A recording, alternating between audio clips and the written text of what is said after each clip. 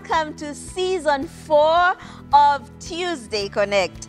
I know that we went away for a short hiatus. Did we ever agree if it was hiatus, hiatus? Hiatus. We went away for a short break, and we are so glad to be back with you. Thank you for tuning in this first episode. My name is Kathy Matei. I'm joined by John Agagwa and Ted Wahome, and we are so super, or yeah? Mm-hmm. Yeah. We are super excited to be back with you again. Now, this is a special season, and I know that I said that about all the seasons because all the seasons are special, but this one is a special one. Specialer? More special. So the degree of speciality of this season has gone a bit higher. It's a top-notch season. We can't argue with top-notch, right? It's a top-notch season, and that's because we will be looking at something that the Bible actually talks about, and we see around us. We complain about factors around it, and it basically is part of our lives, whether we are believers or not. And that is the whole issue of lust of the flesh, lust of the eyes, pride of life. So power, money, and sex. And that's literally what we're going to be talking about throughout the season. We're going to be looking at how these things affect us, how these things affect the people that are around us, whether we are to blame for any of these things, what the Bible says about these things, and I know that we will have a wonderful, wonderful time. I know that we are excited to even begin to speak about these things today, and so we would like you to buckle up, and here's how you do that. Go down to our YouTube channel where you are already, subscribe, hit the subscribe button, hit the notification bell just so that you would be able to know when there are new updates coming through and when there are new episodes coming about. And so for the next few episodes in this season, we will be talking about power. I know there's a song about power. That's not what we are going to be talking about. But let me just start from here. John. Yes. Would you like to do us the honors of defining what power is? Power, nguvu. Yes. Uwezo. Mamlaka? I know. Yeah, power. I think I'll just lean on what the most dictionaries would define power as. It's the ability or capacity to influence or direct the behavior of another individual. Yeah, so it's basically that the ability or the capacity to influence or direct the behavior of another individual. Sounds so simple. I know, right? Yeah. And harmless. It's like, just the ability. Yep. But let's talk about categories then of power, Ted. I think there's different kinds of power, right? There's what I would... Kenya power, Kengen. No? Okay. I remember it. Reliable power and unreliable power. Unreliable power. There's two main categories. There's solar power. Oh, yeah. Yeah. And wind and... Okay. There's sparker power. Was there? Ever ready. You know? There's lots of power. Good job, Ted. Yeah, kuna watu wa power. Aye. As in, we could, the world is our oyster. We could go so far with That's these things. Yeah. I think if you think about power, there's different categories that you can think about. First of all is what maybe you could say the structural authority structures, right?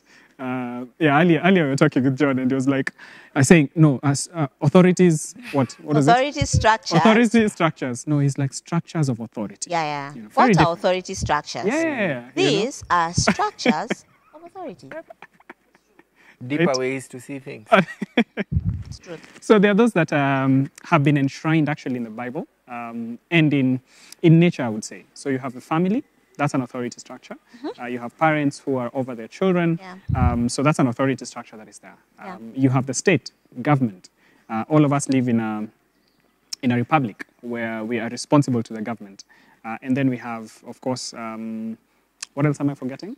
There's church, family, and government. Yeah, you hadn't mentioned church. I hadn't mentioned church. Yeah, and church is also an authority structure. God has placed certain people to be spiritual authority over, those that are being led in that particular setting. Yeah. So I think that's one way of looking at power, in a sense, authority structures that sort of set and enshrined in the Bible. Yeah.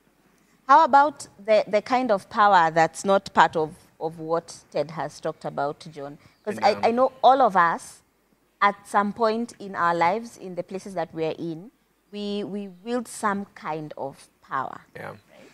So would you like to talk about the other? Yeah, I think now that would be the other category of power. I mean, if you lean back on that definition, that it is the ability to, or capacity to direct or influence behavior, you could have that at a structural level, the ones that Ted has mentioned, or at a not structural, but power nonetheless.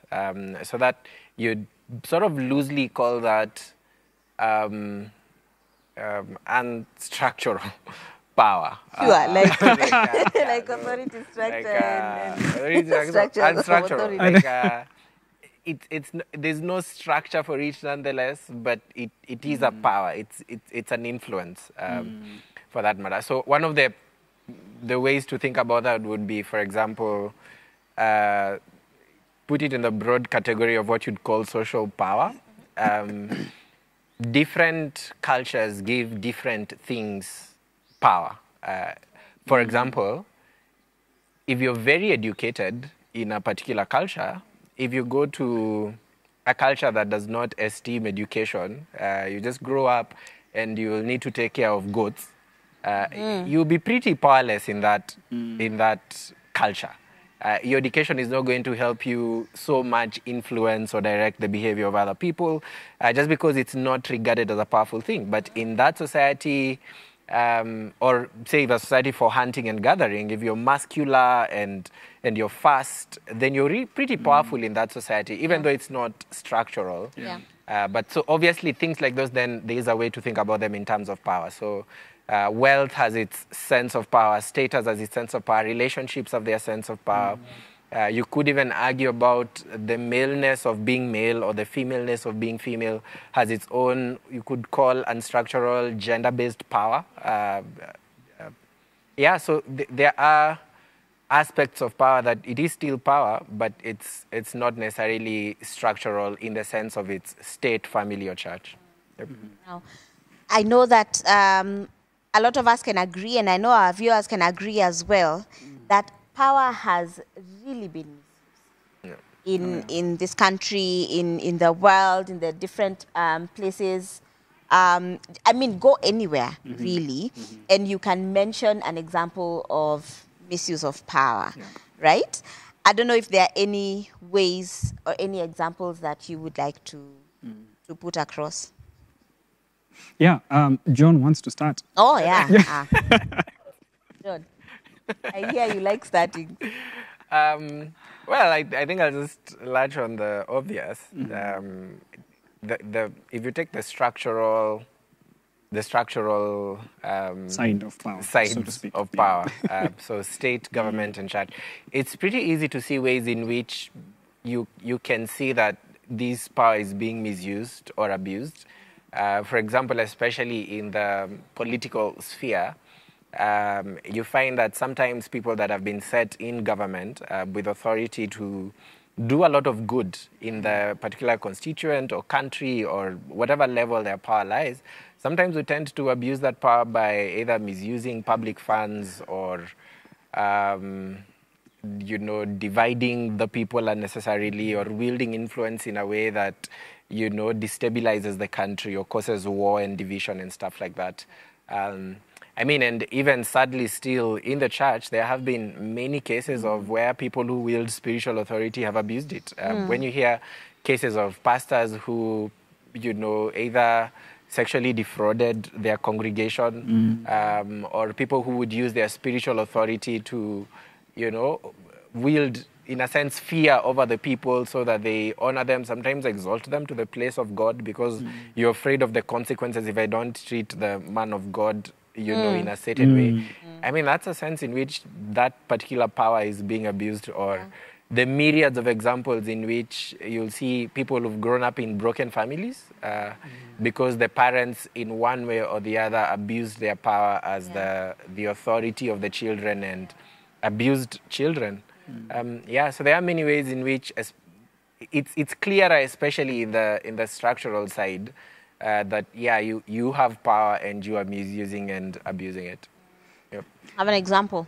Yes, please. Yeah, my example is, I don't know how many of our viewers, I know that us guys are probably agreeable on this, that in our homes, when we were growing up, there was a specific seat for the head of the house, a specific plate and spoon for the head of the house, a specific mug. Yeah.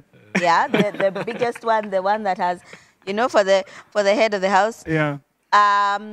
What else? There's a specific part of the chicken Oh, yeah. that could not be shared. I don't know if that's misuse of power, but it just came to mind. You just thought... as I was listening to John. No, I think that's mostly what some people would say. It's respect. One respect. Yes, there's one respect. Oh my goodness! I've remembered something, guys. I'm digressing. Let me just warn you. I'm digressing. So I've remembered someone was telling a story about a day that he was doing something and then he collapsed. So he had some news, and then he said, "So I had this news, and it was so." Shocking that Ali collapse. Ali collapse, and then he needed himself. He regained his composure, and then he thought about it again, and he collapsed. So I don't know if that's plural. Where you were aiming. I digress. You digress. Yeah. You collapse one time. So he had two collapse. Yeah. Good job. Good job. There you go. So before I digressed, what were you telling us, Ted? I can't remember. I think I had a serious point, but that's you were giving us an example. An example of misuse of power. I think I should have gone first because John said nearly all of them, right? Yeah. This is the part where... You are avoiding collapse. Like low-hanging fruit. Low-hanging fruit, I know. I think maybe one, and sometimes I even wonder, I should probably, I don't know. I had an experience, and maybe most of us have had an experience of cops who misuse their power. Oh. I'm sure many of us. I have for me, it bites a little, because, there are times when you really hope that perhaps these cops would actually be the ones to protect and the ones to serve you. But when they're actually the instrument of, just bring a lot of pain, it's not the easiest thing, so to speak. And I'm sure many guys have had either traffic police or maybe just APs or something, whatever. I had a friend who told me once that, they had a flood, in a sense, in their house. And it literally came and swept off a lot of things, right? When the cops showed up, they somehow insinuated that they wanted something at that time. And they're okay, quite the time to actually ask for that. So power can be misused in a lot of ways. Let me share another example as John prepares to share an example of his own. I don't know if you have driven on Nairobi roads in the recent past. There's just a certain cluster of vehicles that misbehave on the road. I know that you guys can feel me, and I know that you guys can feel me as well. There's just a certain cluster of vehicles. In fact, you can say it as an almost surety. Yeah. That if you're on the road and there is traffic and there is this particular set of vehicles, you won't be on the same level by the time you get to a certain place. They may or may not have two consonants. You know?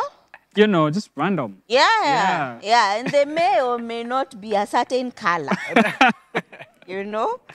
And you're there with your car Swift, you're trying to nini. To go home swiftly. You know, and then you see, hui, and you follow them. You just drive. Just try. Yeah, that really irks me. Actually, I think I've said it with enough passion. With enough, it really irks me. Yeah, I mean that's true. One of the ones that really woke me up to the country we live in, when our dad passed on. So I remember myself and my siblings. We went to. He was a government employee, so we went to follow up with some of the Pension? Yes, some of the pensions and stuff that they give the kids later on. So I still remember going to this government office, and so it was like, oh yeah, so this is the amount that was set aside for you guys and stuff. Like, okay, so what I need to do is I need to sign here for that. I mean, this was like maybe a couple of weeks after we've buried our dad. It's like, so we just need to sign here and here and here. So that person is supposed to sign there. But they wanted a percentage of that in order for them to sign. They're That's like, sad. Yeah, so I still remember. I mean, I was pretty young. I was like, wait, we just lost our dad. We just buried our dad. We have no idea how we're going to go to school. Yeah, but yeah, I mean, they were blind or they wouldn't hear any of that. So it's like, yeah, I mean, if you want, you just give me my cut. So yeah, I mean, and when you experience stuff like that, it hits you. This person has the structural power to serve you, but then they will abuse it in trying to make the most of it and enrich themselves through some of that. Yeah. And it's a pretty sad thing, you think about it. Yeah. You know, and the sad thing about it is that it's not just an issue of the country that we're living in, the systems that we're living in. It's something that you hear about throughout the world. Yeah. You know, it doesn't matter what level of development the country is in. I mean, it's a thing that's just happening all over. Yeah. I mean, it's just... Yeah, it's terrible. And I think part of it is and maybe just to also flip it, it's easier to see it in the structural arenas, but like the example you've given, it's not quite structural, but you can tell there's a kind of power that you have here that you are abusing because you know that you can get away with it. Because impunity. of that sense of impunity. Yeah. You even ask yourself, so should I go and get that particular kind of car myself? Yeah. Right. You know, so that I think it's sad. Yeah. It's sad. So I don't even know how to ask this question after that. In all these things that we're talking about, and I know that we have plenty more examples of places in which we have felt misuse of power, and I know that our viewers have examples as well, like tons and tons and tons of examples. There are actually people who use their power well. Yeah, true. There are people who wield some form of power that actually use them well, right? So do we have any examples of those ones? I don't know if those ones are harder to get, but are there examples of ways in which you have seen people use power well? Personally, I think I've sometimes gone to like government offices where, and sorry to say this, it's a sad affair, so to speak, that sometimes, you won't be served as promptly as you would want or as you would hope, But then sometimes you find a shining light. You find somebody who is just ridiculously helpful. Somebody who treats you like a human being. Somebody who, you can tell this is somebody who treats you with value and dignity and stuff. And they're there. they're there, you know. So I've had such experiences, and sometimes you're just like, Aki, God bless your heart. You know, you're just like you are such a refreshing, experience to see something that is different. Yeah. And so I don't think it's all gloom and doom. There are people. There might not be many. Recently, we were talking with a friend, and he was telling me how apparently there's a cop who I think for a very long time, right here in Nairobi, just quite here in the CBD, who doesn't take bribes and is extremely helpful. Like just when you're found even in a traffic situation and stuff like that, we'll follow the law and stuff, but just even respectful and stuff like that. And I'm thinking, man, that's encouraging. That's a good thing. If you take it to the national scale, there have been leaders who've used the authority really well. Sometimes I watch on YouTube these videos about African leaders and stuff, and I think recently I was watching one on Thomas Sankara. Just such a good president, so to speak, who did quite a bit of stuff for his country. And of course, no one is perfect, not to paint anyone in such glowing picture and stuff like that, but you see somebody who used their authority well. And I think it's a beautiful, beautiful thing. There's a verse, I think, in I believe it's 1 Samuel. I forgot to check the exact place. I think it's 1 Samuel 23, thereabout. It says something like, it's David actually coming to the end of his life. And he says that God has shown him this oracle, that a leader who leads well is like a gentle shower on the heels of, like something like that. That it is so refreshing when somebody actually leads well. And I'm sure there are those examples. Yeah. I think so too. And again, even in sometimes the dark and gloom of especially political power, because for some reason, and especially in many countries all over the world, most people associate the political power with evil. So much so that there's even the debate. I mean, it's even a debate whether Christians should join politics. Like, Exactly. because you're like, no, it's such a wicked thing. Why would a Christian join that? And sadly, it's because there are more bad examples than good. But every so often, a good example shines. Sometimes, I remember, even just listening into the news and hearing particular governors in different states, just how much good they've done for their community. And then you see their budget and you're like, wait, that amount of money can accomplish that level of work? And you go like, because we are, the same amount of money, but that put up a shed. A shed for a wooden bridge. Those ones for the stage. Is it as a mat? Man, yani. Same amount of money. One put up a huge, helpful hospital, state of the art, and the other one put up a shed. You hear it's the same amount of money, but usually there's usually a placard bigger than the shed next to it, showing you who has contributed to put that. So you hear shining examples sometimes of governors in different states, in different parts of the world who've done such stuff. Who you hear in their time, they greatly reduced crime rates by increasing jobs for the people they served. And I think that's a reminder that power in and of itself is not a bad thing.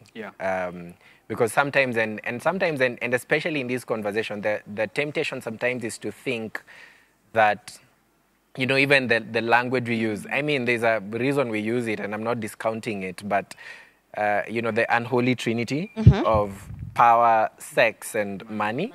Sometimes it gives the impression that these are bad things. It's an unholy trinity in and of themselves. But the reality is power, sex, and money were all created by God, and they are good things. God made power and gave us power for good reasons. And so every time you see stuff like that, it's a reminder, it's not the power in itself that is bad. It's many times those in whose hands it is abused that makes it terrible. I think a good place to end this conversation, John, would be just for us to see. You've mentioned that, these things, power, money, and sex are things that God created, right? And so when we talk about misuse of power or abuse of power, then our standard then becomes the creator, Yeah. right? And so it stops being us, and it begins to be, how did God create this thing? How did God create this thing to be used? And if it's used in a way that is different from the way that it was set up to be used, then that ends up being misuse of power. Yeah. I have an example. When the former CEO of a prominent telecommunications company here in Kenya died, we got so many creatives coming out to eulogize him. And, they were all in one voice, talking about how he was interested in music and in the arts, and he used his influence to really create avenues and platforms where creatives could go and express themselves and get the opportunity to do concerts and galleries and stuff like that. And I think even to date, when people think of this particular person, they think art and jazz and stuff like that. And for you to use your influence and your power to empower such a group, a majority of whom would be young people aspiring to grow their skill or their craft and stuff like that, I think that's a really good example of power, how power can be used well. And so I think it's an important place for us to end, that power has been used badly in many ways in the world that is around us. But there are shining lights here and there. Yeah. And so I think it would be great to encourage ourselves that it's not all... Yeah. I just remembered, I think, like I said, it's easier to see both the abuse and good use of power in the high places. That's true. In the more structural, organized power. It's harder to see it on this other side. I still remember my time in high school. I went to a high school whose name I shall not mention. Which we all know. I shall not. It has now been turned into a prison. It had all the marks. It had all the qualifications. So let's right now, and then I'd have to tell people I did time. Right. Yeah. So I still remember when I joined that school, the prefects were like all powerful. Like Preach. Preach. Prefects in high school are the Where? They're all powerful. Oh, yeah. It actually felt like prefects had more power than the teachers. You would rather true. cross a teacher, not a prefect. And so I still remember just really hating prefects. Like, I was just like, prefects are the worst thing that, schools came up with. Until later on, I became one.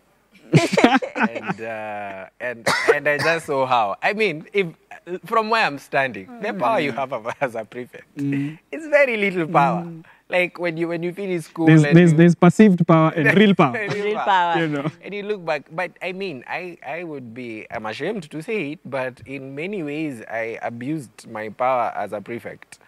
Let me just say that by going to that's such a, when you see John Agagwa, You don't see abuse of power. you don't see abuse of power, like as in how, like it's we had a word for guys who in high school, rogue or something, Rui. Like it's so hard to picture a Rui John. Oh You my know? goodness. You know, It's so like How Right? people who are sick or couldn't eat certain kinds of foods were given special Special. diet. And special diet was usually waru. Waru and Usually cabbage with a waru little and blue cabbage band. with a little- So I just remember how immediately when I became a prefect, I never went back to eating those things for peasants. No way. I just only Give ever for who? ate, Yes. Give for who? I'm a prefect. So you just strut into the kitchen, collect your special food, and it's like, why? Because I'm a prefect. And you know, it's those little attitudes that actually teach even the political class that because you are this, so you're not thinking of being a prefect as an opportunity to serve others. It was an opportunity to better yourself. It was the last time I would eat, you know, like 2 slices of bread, like the other common mwananchi. But Like, how would we eat 2 slices of bread and milk? I know.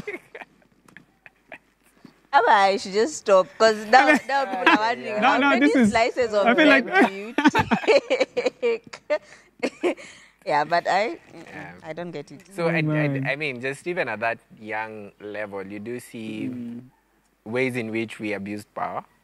But and this is why I remember this story. I still remember there was a particular prefect. He was one of the CU members.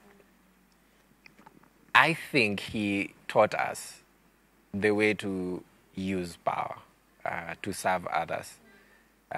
Because him being a prefect ended up really serving a prefect. Aki, we tried. We tried, Aki, I know. We really tried. For a whole 4 seconds. And you do this every episode, John. So are you going to say prefect or prefect?